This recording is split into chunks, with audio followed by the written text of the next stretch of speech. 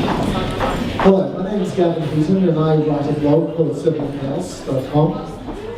And I'm here with three very interesting folks talking on the subject of change and social media.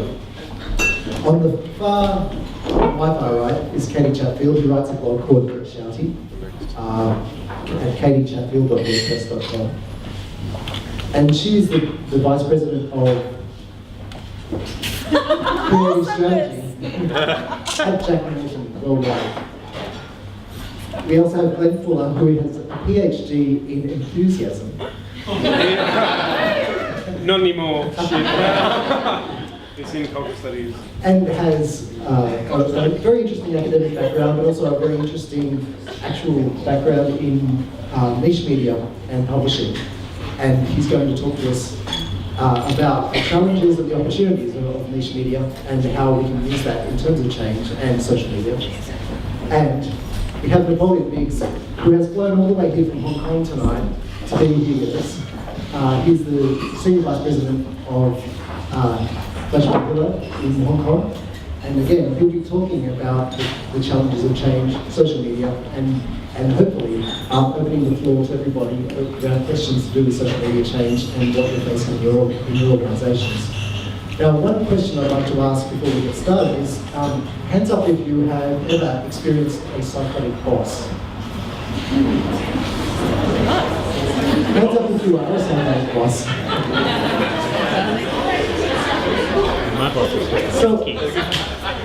So often the challenge with social media and change of any kind is dealing with upper management.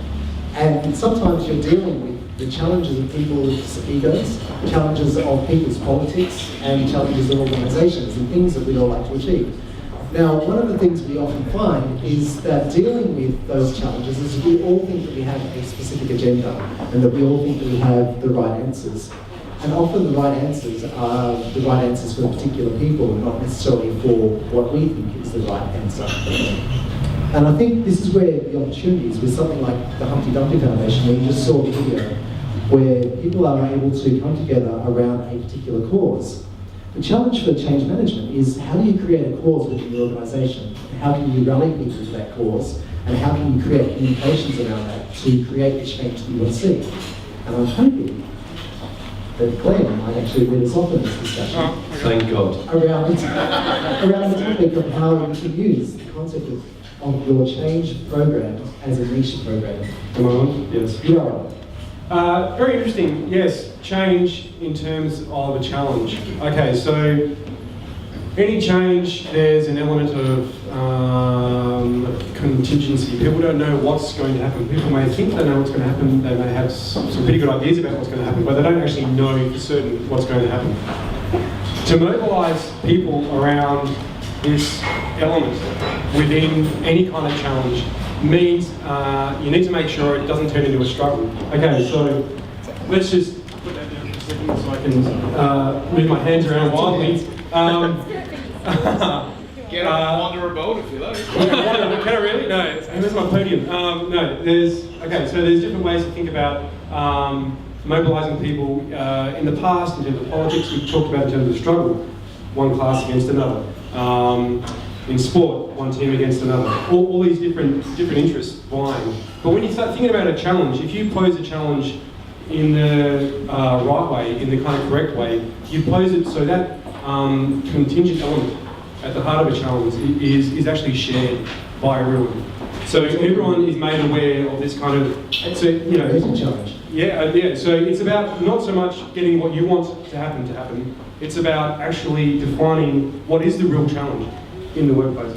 Okay, so problem domains are a really huge challenge within organisations because being able to say, this is what we want to do and this is how we're going to get there, you're going to get 500 different versions of how we're going to get there.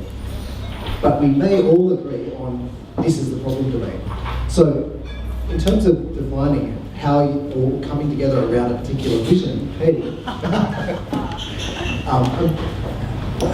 what things can we do to help identify and to bring to the surface a challenge that an organisation faces?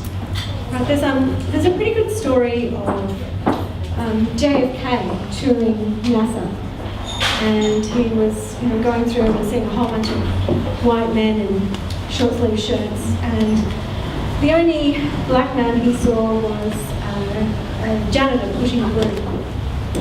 And JFK asked him what he was doing there, and he said, "Mr. President, I am helping put a man on the moon."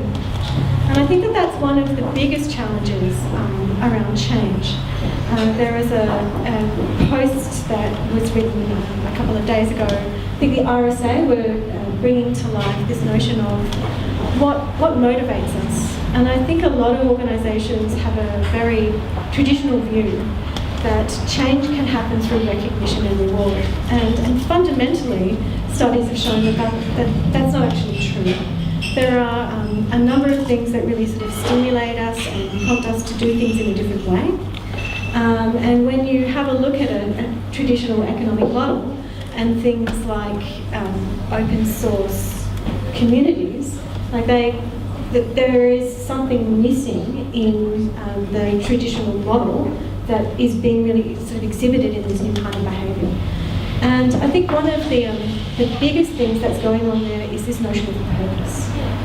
So what can really inspire people to change is, you can have this goal, you can have this problem, but you can inspire people with what they can achieve together. And then you have your sort of cascading things that are around mastery. Because one of the biggest barriers to change is you've got a whole bunch of competent people in an organisation, and competent people really hate change because it makes them less good at their job. And because there's a whole bunch of things that they need to do in a new way, and they're just not going to be as good as they are today as they will be tomorrow, because there's a whole bunch of stuff they don't know. So there's a number of things that you can do to inspire that. I think the first thing that you need to do as an agent of change is to let go of the ownership of what the goal is, of what the purpose might be. In enlisting people, like, you can get things done and you can be right, essentially.